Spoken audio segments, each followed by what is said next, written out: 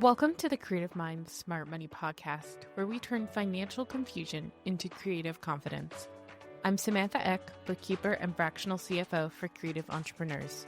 Each week, I'm sharing my financial expertise and actionable strategies to help you build a thriving creative business. Plus, you'll hear from industry experts who bring fresh perspectives on growing your business beyond the numbers.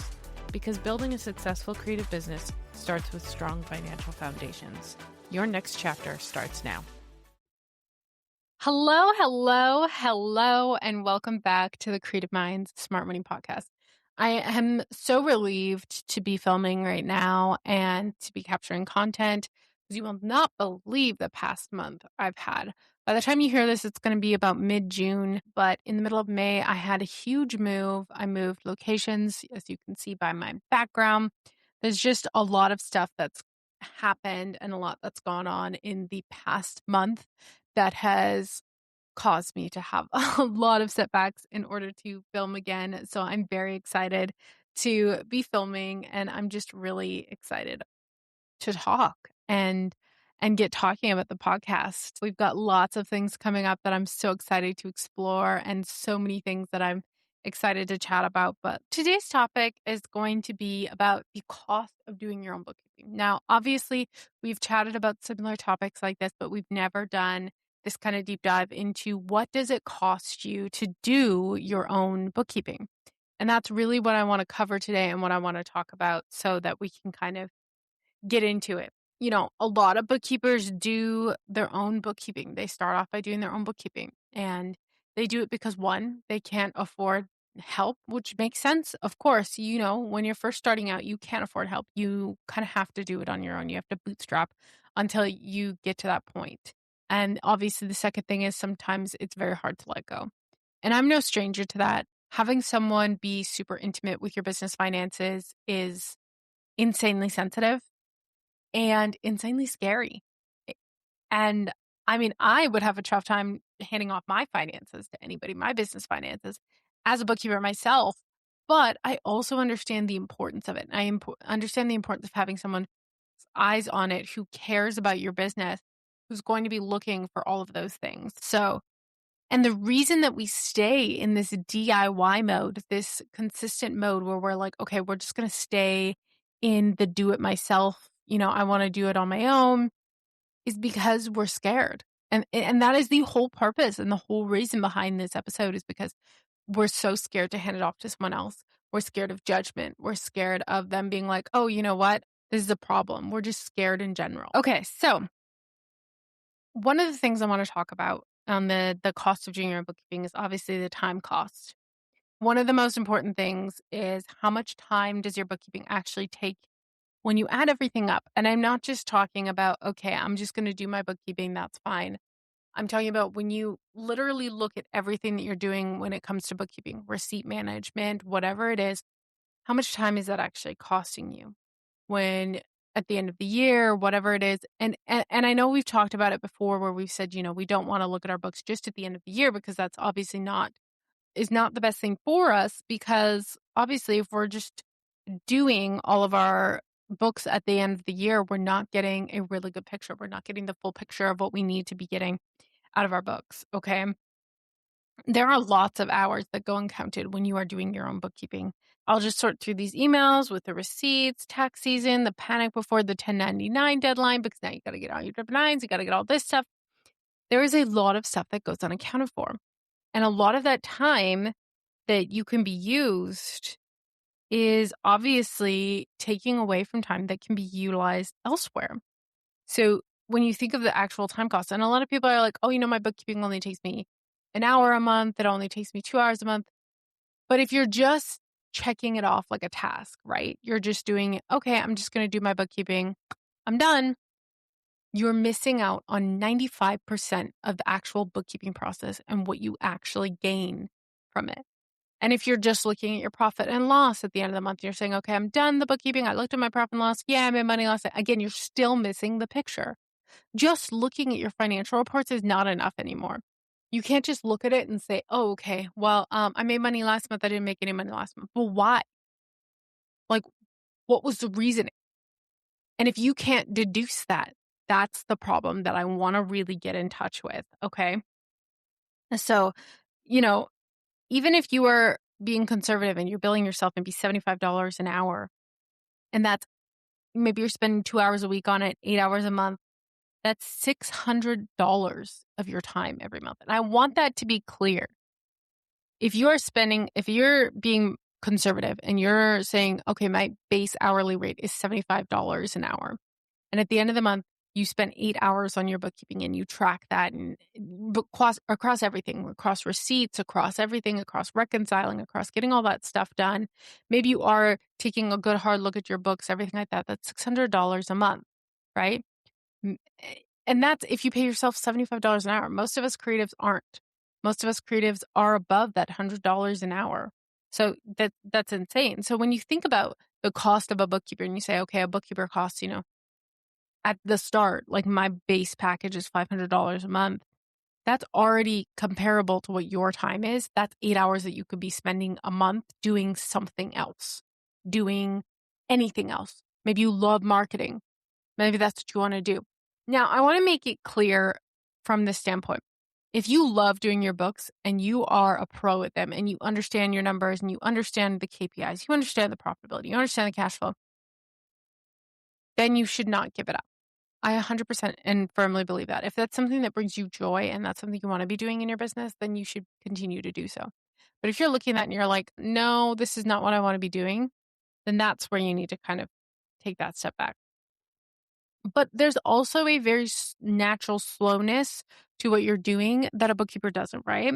So a trained bookkeeper can do things in an hour. Even a trained CFO or bookkeeper can do things in an hour that might take you 3 to 4 hours because we know what to categorize. We know the workflow. We know, things that sometimes we see across all boards. Like if we're using AI as an example, almost everybody has an AI application that they're paying for nowadays. So when I see Claude pop up in someone's books, I'm not going to go and ask them, hey, what is this for? It's a software cost. I already know it. So there's just things that you know. Now, of course, there's inconsistency as well when you are taking the time to do it monthly instead of, looking at everything. Maybe you're doing it in bursts. Maybe you're doing it quarterly. Maybe you're doing it annually. The mistakes that you have that are being made, and I'm not saying you make them on purpose because you just don't know, you might not know your books or you might not know how to do your books properly.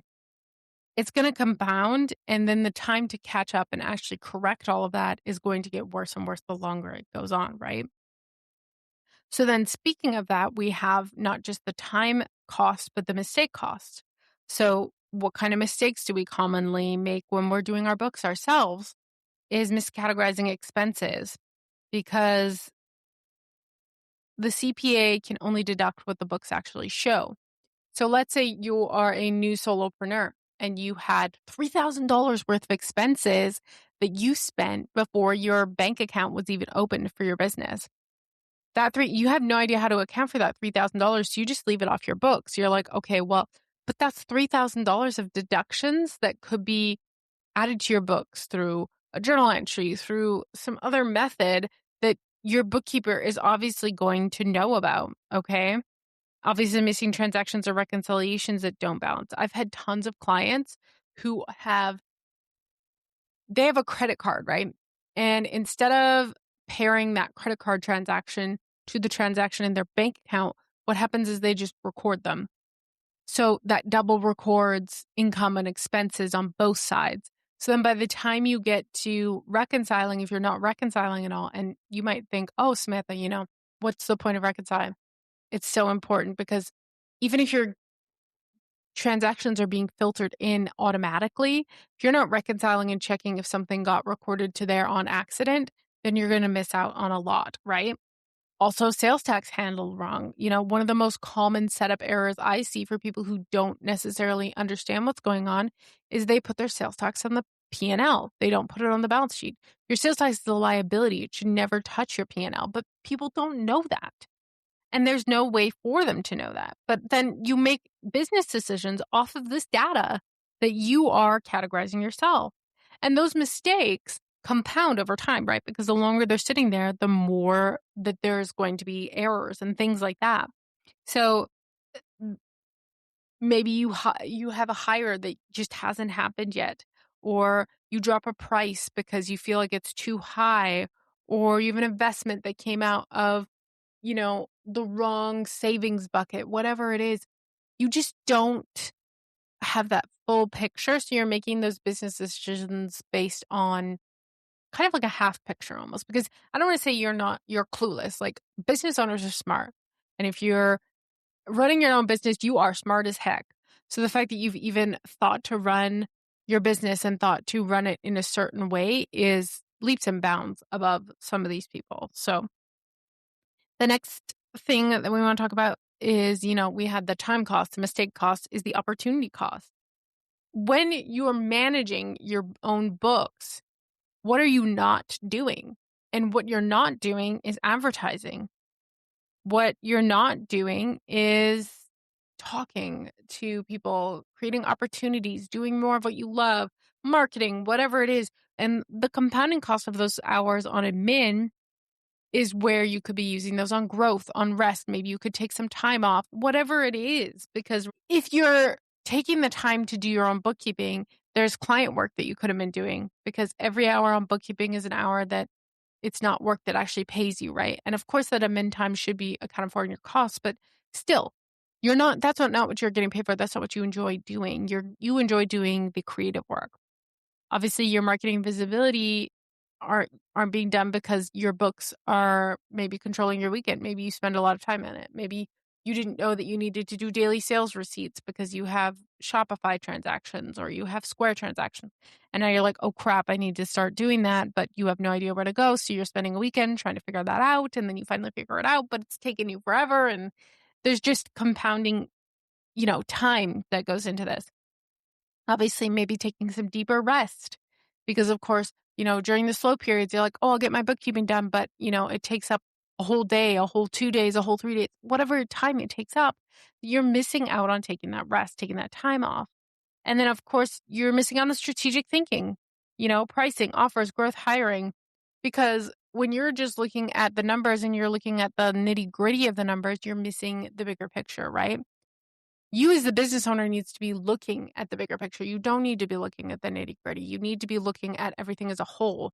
And when we present those financials at the end of the month and we say, okay, we only made X amount this month because we spent money here, we spent money there. This offer wasn't profitable because your hours were spent here or there. It gives you that business owner mindset, right? Instead of being someone who's working in your business, now you're working on your business. So by having that teammate, that bookkeeper on your team, you're now able to work on your business. So of course, there are situations when doing it yourself actually makes sense, of course, because that's natural. Doing it yourself sometimes is just going to make sense. Year one, when you have really simple finances, when there's not a lot going on, you have maybe one income source, you don't have any contractors, there's no really crazy things going on, simple expense categories, then DIY is reasonable and learning is actually really invaluable. Because learning how to do these things, learning what's going on in your business is so important and so vital. You also have the active learning phase when you're trying to actually understand how the business works financially. Doing it yourself is part of that education, because I want you to understand that kind of thing. So obviously doing it yourself is not a bad thing. That does make sense. Again, I want to make that clear.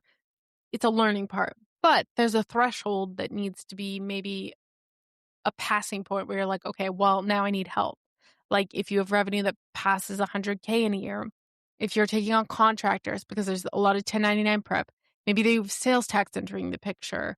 If financial decisions get bigger than just knowing, looking at your bank account and knowing what's going on, if you feel like you're looking at your bank account, but you feel like you're missing something, that's probably a flag. So the signs that you've crossed where DIY just doesn't make sense anymore is obviously like taking 6 hours plus a month. You're just spending too much time on it. You're missing or guessing on entries. You don't know what to do when it comes to Square entries. You don't know what to do when it comes to your POS entries. You don't know how to account for merchant processing fees and Stripe deposits or Honeybook deposits or whatever kind of deposits there are. Taxes make you feel like you have your pants on fire. The books just aren't current enough to make decisions from. So maybe you have books that are a quarter past due and you just can't make decisions from them, that's also another sign. I'm going to talk about now, like, what does that look like when you get help? So what's actually on the table when you stop doing it yourself? And what does a full range of support look like when you meet with someone, say, like me? So obviously, when you work with someone like me, there's a range of options. There's a range of options that you can choose from like a basic bookkeeping package to full-blown support with like everything included. It's a fully integrated CFO package. If you're thinking about it again and we go over that math, that value math, my base package, the ignition point is $500 a month versus 10 hours of your own time plus mistakes, plus the opportunity to be doing other things. And you look at that cost comparison, you should be seeing that it's a very variable. And then obviously once you actually see what we can do together, that's when it's really going to bring that value to the table. Now, what stops being yours when you hand it off is obviously the admin. So yes, the administrative stuff, the late nights, the worry about whether the categories are right, and the tax season panic because maybe you're getting in April and you're like, oh my gosh, I'm just doing all my books right now.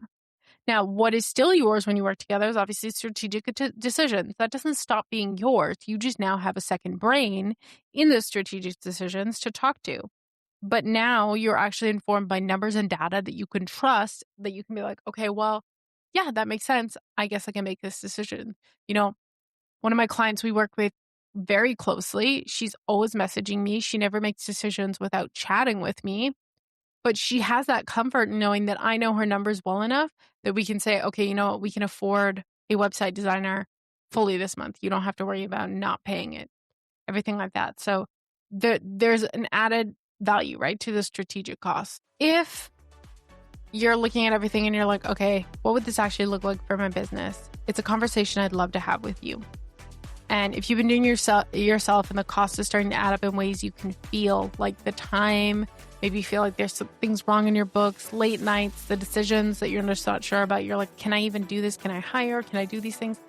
Just shoot me a message on Instagram at Firestorm Finance.